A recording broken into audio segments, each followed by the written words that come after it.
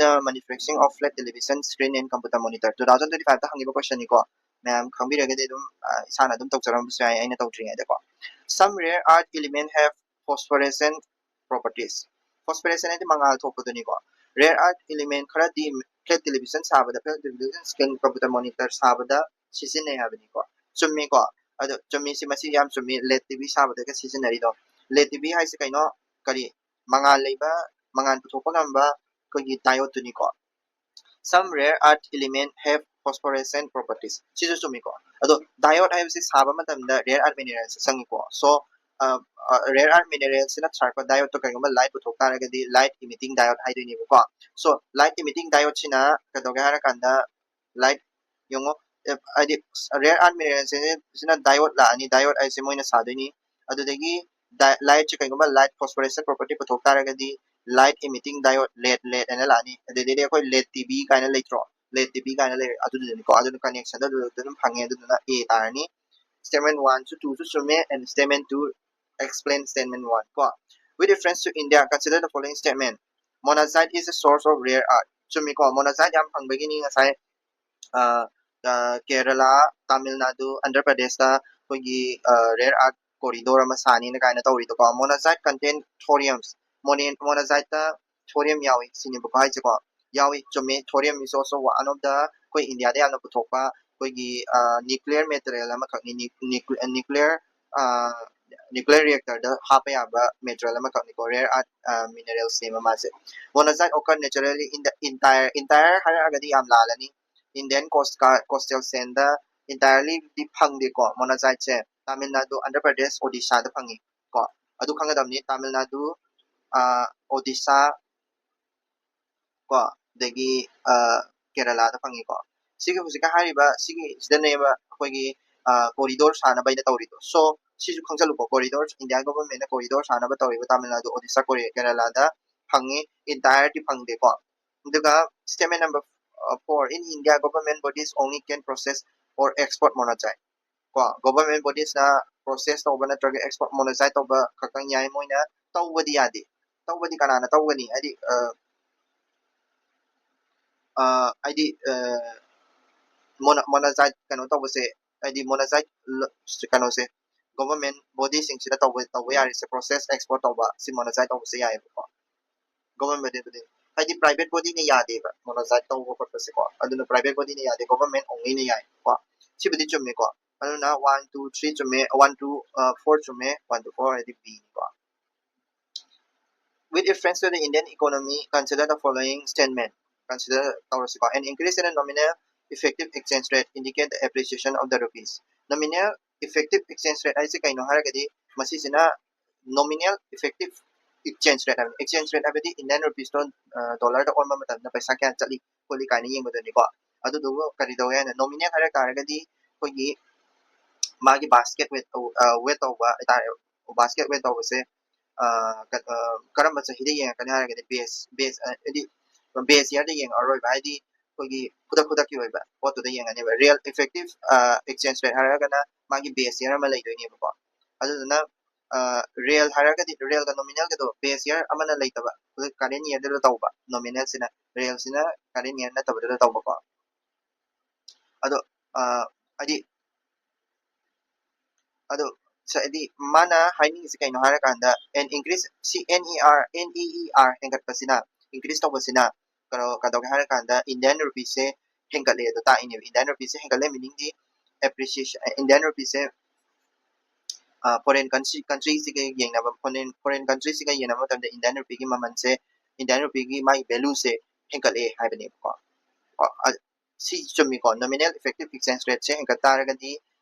India ki kano se India ki appreciation value se hingatu ni ba an increase in the real effective exchange rate hai taragadi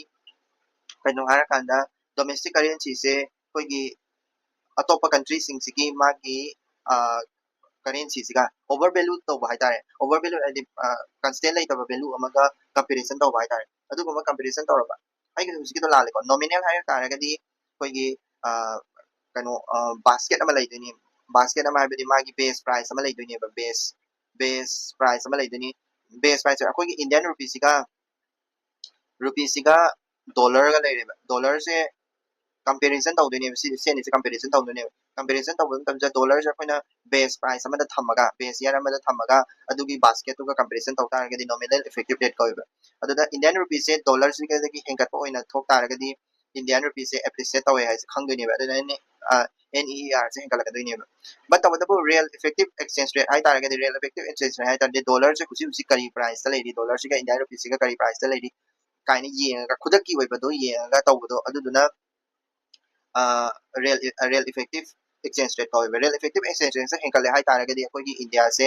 akogi india gi paisa se yamna value se yamna handare do taine ba adaidi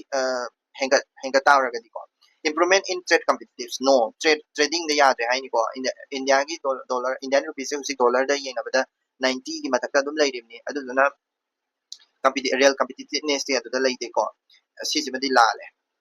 An increasing trend in domestic inflation related to the inflation in other countries is likely to cause an increasing divergence between NER and RER. Sisumiko. Ani magse amana increase tok taragadi amana decrease tok kadamni. So inflation yam lay taragadi sisi decrease tok ani sine increase tok ani ko. Likely to cause an increasing divergence between NER and RER. So sisi machume 1 and 3. According to the Micro, Small, Medium Enterprises Development (MSMED) Act 2006, the medium enterprises are those who engage with investment in plants and machinery between 15 crore and 25 crore. All bank loans to the micro, small, medium enterprises qualify under the priority sector. MSME की एक मतुंग इन medium enterprises से Karamba enterprises को चिंगे हारगदी 15 crore dagina 25 crore fawagi manungda leba photo chingi habni ko no ko 15 crore dagina 25 crore nati ko 15 crore nati 50 crore ni ko 50 crore dagina 250 crore fawagi ni manungda lega dabni ko not this ko all bank loans in a micro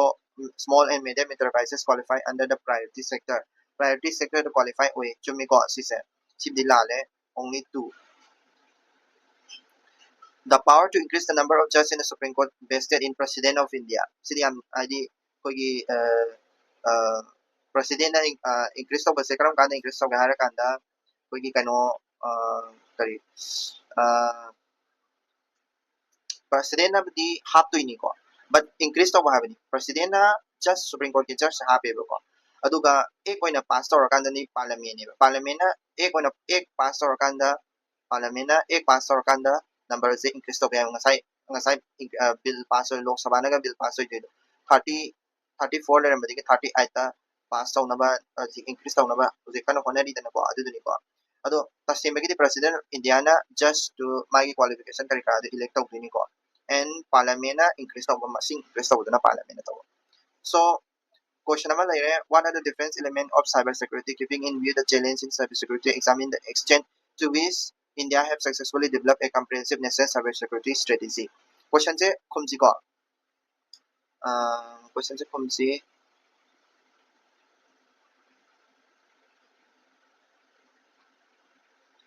पर खुम्बे यहाँ से कहीं नोहर कांदा cyber security है से कहीं no अच्छी जाना खुम्बा में संगे बा definition से खुम्बा cyber security का ना कहाँ बा definition से आदि सी definition से कराई देगी लो बया है हर गदी cyber security hai taragadi koina ek yam lai ko cyber security ki like cyber security de koi information technology 2000 da pass of information technology ki ek ki makha da cyber security hai se kaino information or bia device or bia network or bia data or bia madu do boy koina protect over the cyber security ko ya mingon de ki adi mina destroy tar pade adigi ma hai se kaino question dina hai se cyber security ki elements से कई no elements ma'am लई को core element ma'am लई elements से आई मसा होइना फिर आगे elements से कई नो रकंदा cyber security की दी network security लई network security है से कई नो कोई network मैम लई को like traffic कोई internet लई को अदो internet से थिंगना होना तब करी करी चंग बया कोई firewall गाय लई को firewall virus को मसंग दना बा अदगी IDS kind like intrusion detection system kind like adi virus ko masang thon da khangna ba ina mata adigi information security hai taragadi koina information security kanana tawi information security or data security data breach tawdanaba ko CIA try na tawi CIA try se kaino haragadi akoina C habidi kaino confidentiality I haragana integrity A haragana availability ko CIA try se na information security ki se tawi adagi application security app security hai tare ko application security se na software sing se id software just security pi bai tare la ransomware kuma adugumbadagi protection pi ko adagi critical infrastructure security ngasai critical infrastructure koigi India gi su memam leidana ko adugumbadagi security like security hapai ta critical infrastructure security study koina kari hape ya har kanda power grid si so koi adi electricity power toriba grid computer ka memam leina dam go protection toriba computer memam leidana ashigum sineba kano haise critical infrastructure haise ko sigumse protection tawba nuclear facility ma'am जिसदा लेबे computer ma'am जिसे एक तविदना adagi cloud id akogi information ma'am am thambam ai tare ko internet of things kai le ko internet of things isu masise secure oina ba konna bai tare aigi aina internet tori aina internet bai ba madugi website maming dei kai dei mi khudima oi khangraba natraga aina drive ta thamba photo kari kara de mi na loi khangi tare gadi vulnerable yam chawi dana ko adudani ko in user hygiene hai tare gadi kaino har gadi koigi sizinariba mi sigi afaba aina afaba sizina tare gadi aigi internet to yam phare aina phataba sina tare gadi example vulnerable ore like aina dark web ta yam sangdana dagi hacker oi hacker gi type ta na hack tawna ba pot yam thi dana ko dana taw tare gadi ai to vulnerable yam ore so aduduni ko element me amama like adega challenge kari challenge like bi cyber security ma is keeping in view the challenge cyber security ki challenge among yes ko challenge karam like haragadi ko threat mamam like agent musika su naina gi agent AI ki threat mamam like ransomware ki threat mamam like ko adigi critical infrastructure musika su aina haidi critical infrastructure like example the AMS Delhi the ransomware tanjalakado AMS Delhi ki ma computer system hack tawraga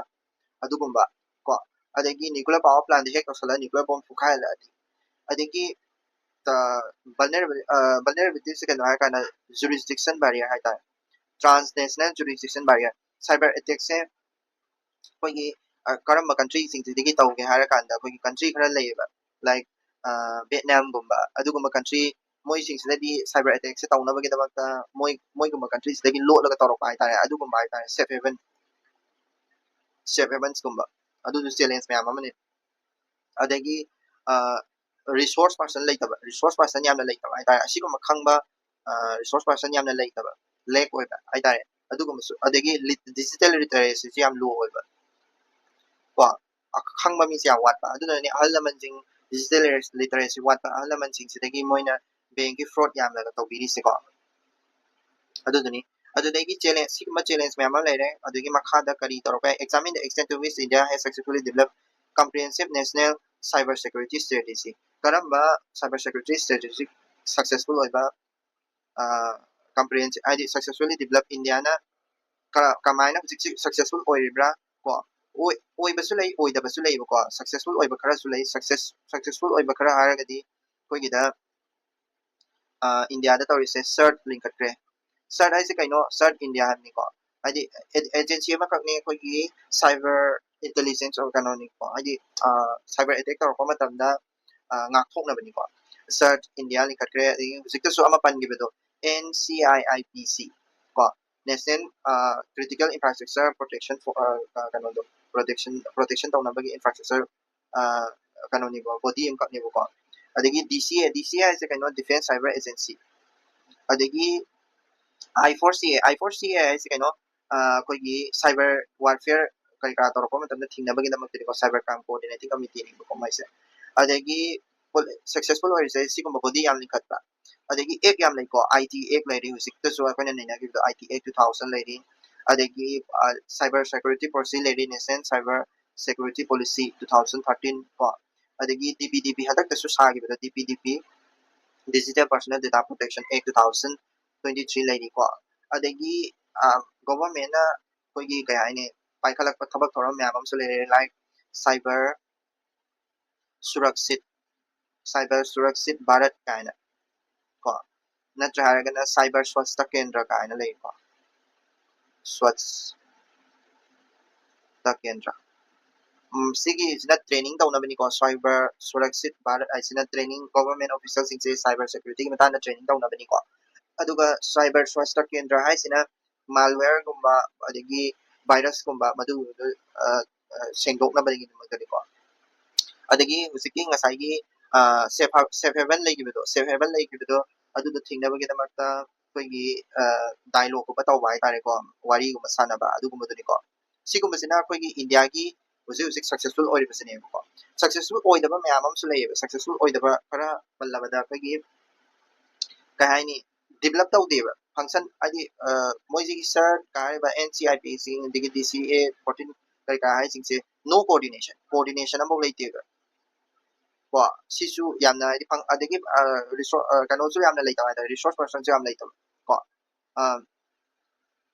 adigi muksu ngasagi sigi NCSPI se national cyber security strategy mayam su leba NCSS kai ba se NCSS kai sing se national cyber security strategy se functionless hoye music se mal function pasana tawdeba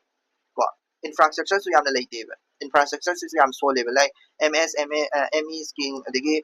industry masa masa sing moigi cyber security gi pochi yamna laiteba adigi Budapest convention amakak lai ko cyber security gi matana convention on cyber security sigi cyber crime hai tare cyber crime Budapest convention on cyber crime se masi se India se usiko sign tawdriba si sign tawdabnina cyber crime gi lakpa matamda adi international cooperation layer roidana so si sign tawsan bam ju change hoi tawdri maram budi lerangani but tawdabu this is also one of the adi asoiba ni hai tare ko adu conclusion da maina ibi ai kaino adi akoi gi search se mathau cooperation se phasana lehenba